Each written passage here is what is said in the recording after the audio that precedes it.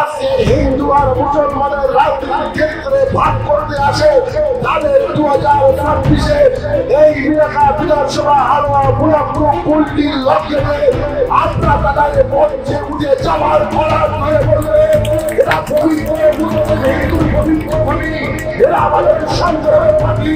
এখানে যদি কোনো বিজেপি হিন্দু মুসলমান ভাগ করতে আসে, এরা এসকেএফ থেকে কলা ধাক্কা ধরে এই বিধানসভা যদি আপনাকে ছুঁড়ে ফেলা হবে।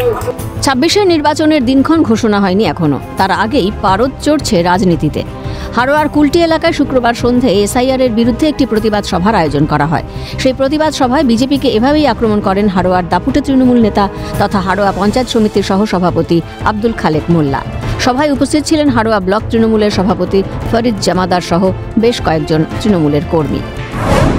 তৃণমূলকে পাল্টা আক্রমণ বিজেপি নেতার। তৃণমূল কংগ্রেসের যে সকল নেতারা অবৈধ, মৃত এবং অনুপ্রবেশকারীদের ভোটে জিততেন কিংবা কাউকে জিতিয়ে নেতাগিরি ফলাতেন, তাদের রাতের ঘুম উড়ে গেছে। এরা মানসিক ভারসাম্য হারিয়েছে, তাই জন্য এই সকল ভুলভাল বকছে। 2026-এর নির্বাচনে আপনাদের জামার কলার ধরে নদীতে ফেলার জন্যে বাংলার মানুষ গণতান্ত্রিকভাবে প্রস্তুত রয়েছে।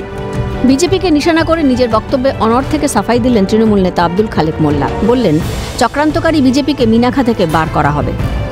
ভোটার পশ্চিমবাংলায় একটা মানুষের যদি বিজেপি চক্রান্ত করে কেটে বাদ দেয়, আমরা এখান থেকে ঘোষণা দিচ্ছি বিজেপি এই চক্রান্তকারী বিজেপিকে নির্বাচনে আসলে তাদেরকে ঝাঁটিয়ে মা বোনেরা তাদেরকে এই মিনাখা থেকে পার করবে। এসআইআর নিয়ে সরব ছিলেন মুখ্যমন্ত্রী প্রথম থেকেই। রাজপথে নেমে ভোটাধিকার রক্ষায় সুর চড়িয়েছেন মুখ্যমন্ত্রী। কোনো বৈধ ভোটারের নাম বাদ যাবে না বলেও আশ্বস্ত করেন মমতা বন্দ্যোপাধ্যায়। এখন পরবর্তী পরিস্থিতি কোন দিকে মোড় নেয় তার অপেক্ষায় রাজ্যবাসী। পঙ্কজ বিশ্বাসের রিপোর্ট, ক্যালকাটা নিউজ।